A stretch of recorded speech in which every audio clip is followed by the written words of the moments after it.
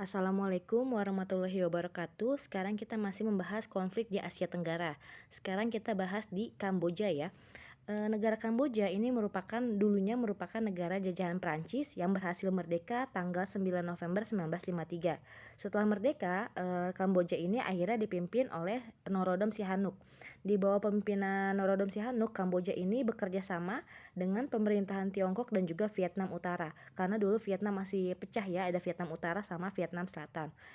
Karena bekerja sama dengan Tiongkok dan juga Vietnam Utara, maka dapat diperlihatkan kalau Kamboja ini corak kehidupan politiknya ini lebih ke arah kiri atau lebih ke arah komunis. Norodom Sihanouk ini juga pernah untuk menunjukkan kalau dia lebih ke arah condong ke kiri. Norodom Sihanouk ini pernah menolak bantuan ekonomi dari Amerika Serikat, di mana penolakan ini akhirnya memunculkan yang namanya kritik terhadap pemerintahannya.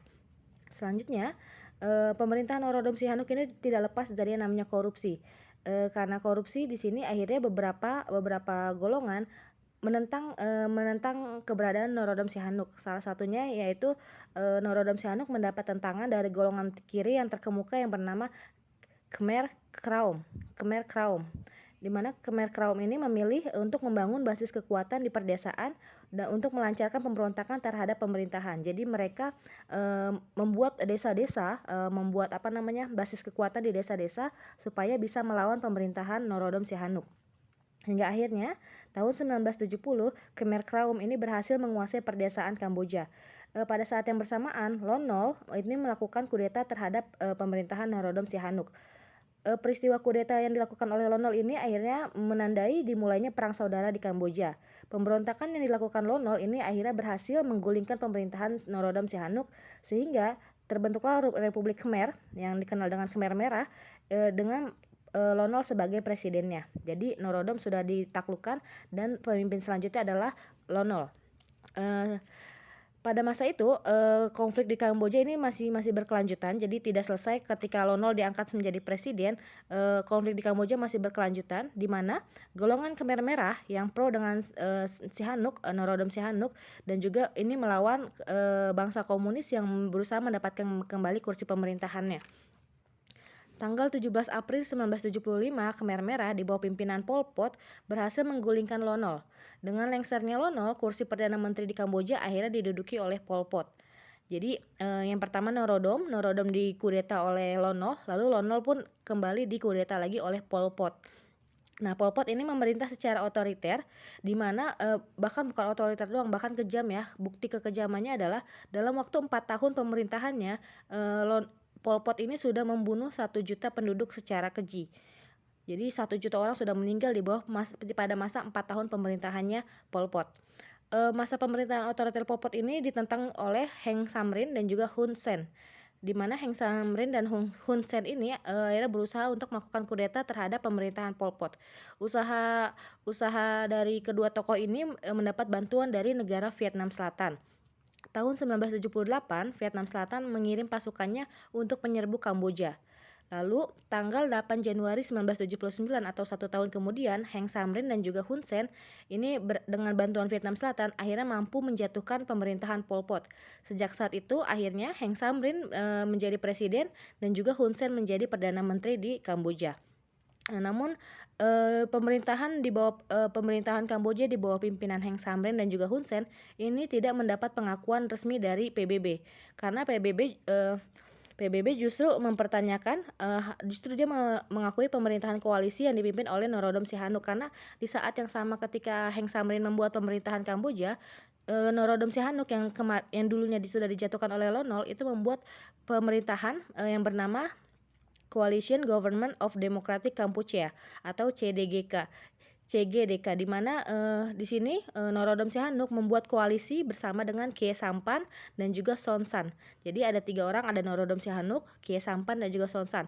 Nah, pemerintahan koalisi inilah yang diakui oleh PBB, bukan pemerintahan yang dibangun oleh Heng Samrin dan juga Hun Sen. Jadi pada masa itu ibarat kata di Kamboja itu terdapat 2 pemerintahan yang saling ingin memperebutkan mana yang diakui sama dunia. Konflik ini tidak selesai-selesai hingga akhirnya di sini ASEAN sebagai kerjasama di wilayah Asia Tenggara ini berusaha untuk melakukan pendekatan untuk membantu menyelesaikan konflik yang ada di Kamboja.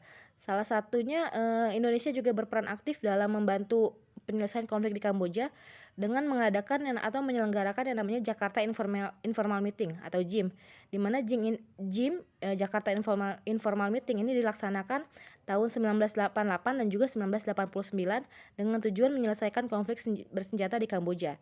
Jakarta Informal Meeting ini diselenggarakan untuk memfasilitasi kepentingan pihak-pihak yang berkonflik. Selain itu juga, berkat adanya Jakarta Informal Meeting, akhirnya di sini beberapa negara yang tadinya ikut campur, jadi kan salah satu penyebab kenapa Kenapa, kenapa konflik Kamboja ini nggak selesai-selesai, karena konflik Kamboja ini terlalu banyak intervensi dari negara asing, dari pihak asing seperti kayak tadi ada Vietnam, ada, Amerika dan lain sebagainya. Karena banyaknya intervensi makanya masalahnya nggak selesai-selesai. Lalu dengan adanya JIM akhirnya, di sini bisa dibilang, ini merupakan pintu untuk memulai kembali, perdamaian di Kamboja. Lalu selanjutnya, di sini didirikannya namanya UNTAC, di mana UNTAC itu, bantuan dari PBB, yaitu United Nation Transition Authority in Cambodia. Jadi Kamboja, dibuat menjadi, negara, transisi di mana dia dianggap sebagai negara yang baru merdeka, jadi dia diperhatikan pendiriannya oleh PBB. Nah selanjutnya, konflik di Kamboja ini akhirnya menuju titik terang ketika, ASEAN berusaha menyelesaikannya dengan JIM, hingga akhirnya dari JIM dibuatlah perjanjian, The Paris International Conference on Cambodia tahun 1991. Dari perjanjian ini, terjadi yang namanya, gencatan senjata, di mana mereka harus memilih pemimpin selanjutnya pada pemilu selanjutnya, yaitu tahun 1993. Jadi pada pemilu 1993 ini diperkirakan, pada pemilu 1993 akhirnya dimenangkan oleh Norodom. Jadi Kamboja sampai saat ini di bawah pemerintahan Norodom. Oke, salah satu fakta penting atau fakta unik ya, Norodom Sihanouk ini pernah, mengundang, Soeharto, presiden kita yang kedua, ke negaranya, di mana Norodom ini bisa dibilang, kan dia orang kiri ya. Nah, dia mengundang Soeharto yang sangat liberal atau orang kanan. Ketika Soeharto diundang ke sana tanpa sengaja, Norodom memutarkan lagu Genjer-Genjer. Sebenarnya lagu Genjer-Genjer lagu biasa aja, tapi lagu Genjer-Genjer ini identik dengan lagunya yang dimiliki orang PKI. Jadi, hampir terdapat permasalahan kecil di sana, tapi masih bisa diatasi karena ini merupakan kesalahpahaman saja ternyata. Oke, selanjutnya kita ke krisis Rohingya. Krisis Rohingya ini yang baru-baru ini terjadi ya, beberapa tahun belakang terjadi. Sebelumnya kalian harus tahu etnik Rohingya itu bukan orang Myanmar ya. Jadi mereka itu merupakan etnik Indo-Arya yang tinggal di Rakhine, Myanmar. Tapi sebenarnya dia bukan orang Myanmar asli, karena etnik Rohingya ini adalah pendatang di Myanmar. Etnik Rohingya ini sebenarnya berasal dari Bengal, India. Mereka beragama Islam. Awalnya etnik ini sempat diakui sebagai warga negara Myanmar pada tahun 1948 sampai 1962. Bahkan beberapa orang Rohingya ini berhasil menduduki jabatan di parlemen dan juga pemerintahan. Tetapi kondisi mulai berubah ketika, Myanmar ini dipimpin oleh Jenderal Ne Win, yang mulai membatasi aktivitas etnik Rohingya. Lalu selanjutnya, tahun 1982 pemerintah Myanmar mengeluarkan undang-undang untuk menghapus etnik Rohingya sebagai warga negara yang sah. Akhirnya karena etnik Rohingya mulai dihapus sebagai warga negara, maka mereka mulai mengalami kesulitan untuk memperoleh akses kesehatan, pendidikan, perumahan yang layak, dan juga perlakuan, diskriminatif pemerintah ini, sebenarnya tidak hanya didasarkan karena sentimen agama ya, tetapi juga berkaitan karena kepentingan politik dan ekonomi, di mana, etnik terbesar dari Myanmar yaitu etnik Burma di Myanmar ini tidak ingin etnik Rohingya ini bersaing sama mereka dalam kegiatan ekonomi di Myanmar. Jadi kayaknya mereka takut bersaing sama, etnik Muslim. Akhirnya ya mereka meminta untuk, orang pendatang ini tidak diakui lagi sebagai warga negara. Selanjutnya, Rohingya akhirnya mendorong mereka keluar untuk mencari perlindungan di negara sekitar seperti Indonesia, Bangladesh, dan juga Malaysia. Jadi mereka, karena nggak diterima lagi di Myanmar, mereka mencari perlindungan ke negara lainnya. Selanjutnya, Etnik Rohingya ini juga melakukan perlawanan terhadap kekerasan yang dilakukan oleh pemerintah Myanmar. Tahun 2017 tercatat 1.000 orang etnik Rohingya ini tewas. PBB menyatakan kekerasan yang terjadi di Rakhine merupakan upaya pembersihan etnik atau disebut dengan genosida. Jadi genosida ini adalah upaya untuk menghilangkan suatu etnis tertentu supaya nggak punya keturunan lagi gitu. Jadi itu disebut dengan genosida. Karena apa? Karena 1.000 orang meninggal ya ibarat kata udah kayak satu perkampungan meninggal, berarti nggak akan ada lagi penerusnya. Oke, Agustus 2018, ini 3 tahun yang lalu ya, sekitar 131 anggota parlemen di Asia Tenggara, termasuk Indonesia, Malaysia, Singapura, Filipina, dan Timor Leste, ini mendesak Dewan Keamanan PBB untuk mengajukan konflik di Myanmar ke Mahkamah Pidana Internasional atau International Criminal Court atau ICC terkait krisis di Rohingya. Mahkamah Pidana Internasional ini memiliki kewenangan untuk mengadili kejahatan yang serius agar mendapat perhatian internasional, seperti salah satunya adalah kejahatan genosida yang terjadi di Myanmar. Selain itu juga bukan genosida saja, tapi kejahatan kemanusiaan, kejahatan perang, dan juga kejahatan agresi. Sebenarnya Myanmar bukan bagian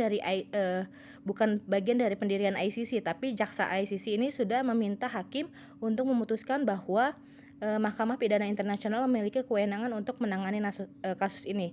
Jadi sampai saat ini masalah Rohingya ini bisa dibilang belum dianggap selesai ya, karena masih berlanjut sampai sekarang.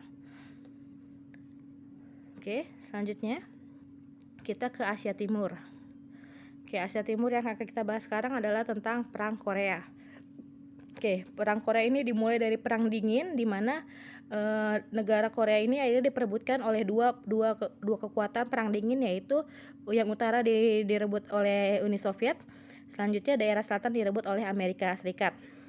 Tanggal 15 Agustus 1945, Amerika Serikat ini membentuk Republik Korea atau Korea Selatan yang ibu kotanya di Seoul dengan Syngman Rhee sebagai presidennya. Sementara Uni Soviet membentuk Republik Demokrasi Rakyat Korea atau Korea Utara pada 9 September 1948 dengan ibu kota di Pyongyang dan Kim Il Sung sebagai presidennya. Inilah yang menjadi cikal bakal lahirnya Perang Saudara di Korea. Bulan Desember 1948, Sidang Umum PBB hanya mengakui pemerintahan Korea Selatan. Jadi yang diakui hanya pemerintahan Korea Selatan, Korea Utara tidak diakui sebagai sebuah negara. Keputusan PBB ini akhirnya memperburuk kondisi di Korea, di mana Korea Utara semakin membenci keberadaan Korea Selatan karena mereka merasa haknya tidak diakui oleh PBB. Hal ini juga yang mendorong akhirnya Kim Il Sung sebagai presiden dari Korea Utara ini berambisi untuk kembali menyatukan Korea di bawah bendera komunis. Jadi dia ingin membuat Korea kembali bersatu, tapi bersatunya di bawah pemimpinan komunis. Ambisi inilah yang menyulut terjadinya Perang Korea sepanjang 3 tahun, dimulai dari tanggal 25 Juni 1950. Perang Korea ini diawali serangan dari Korea Utara ke wilayah perbatasan, di mana Korea Utara ini mendapat bantuan tank dari Uni Soviet. Tanggal 28 Juni, artinya 3 hari kemudian, tahun 1950, pasukan Korea Utara berhasil merebut dan menguasai ibu kota Seoul. Pasukan Korea Selatan yang tadinya belum memiliki pengalaman perang dan juga kecakapan bertempur akhirnya memilih mundur. Jadi Seoul masih dikuasai oleh Korea Utara. Serangan ini akhirnya Amerika Serikat melihat serangan ini akhirnya mendesak PBB untuk mengadakan sidang khusus untuk membicarakan masalah Korea. Akhirnya PBB turun tangan dan dia mengeluarkan resolusi yang berisi yang pertama, mendesak Korea Utara menghentikan perang dan juga menarik mundur pasukannya sampai batas 38 derajat lintang utara.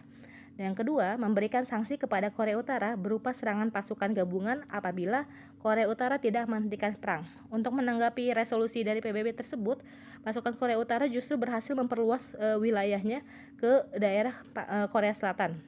Selanjutnya, 26 September 1950, kota Seoul berhasil direbut kembali oleh pasukan Korea Selatan yang dibantu oleh Amerika Serikat. Karena kalau Korea Selatan sendiri yang melawan Korea Utara, dia nggak sanggup. Akhirnya dibantulah oleh Amerika Serikat.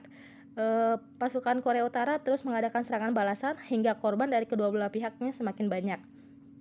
3 tahun kemudian, tanggal 5 Maret 1953, Joseph Stalin sebagai pimpinan dari Uni Soviet ini meninggal.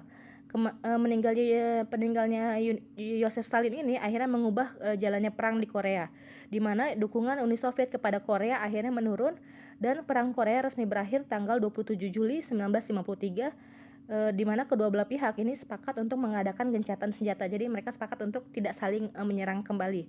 Hingga sampai saat ini kedua negara ini masih terus tegang. Makanya kita suka lihat film-film di mana menceritakan kalau Korea Utara sama Korea Selatan memang sih keadaannya sekarang damai, tapi mereka pasti siap-siap kalau suatu waktu akan kembali lagi terjadi perang. Oke, sampai sini. Wassalamualaikum warahmatullahi wabarakatuh.